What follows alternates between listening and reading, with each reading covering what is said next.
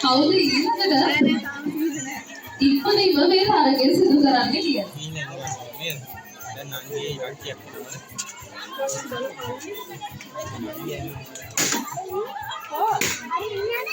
ඔන්න දැන් අපිට පේනවා සදු නිවාසයේ තරගකරුවන් දෙන්නෙක්ම ඉවරයි. හිරු නිවාසයේ දෙකමයි තරු නිවාසයේ දෙකමයි බලමු. ඔක්කොම මේ තරගය කරලා ඉවර වෙන්නේ මොන නිවාසයේද කියලා.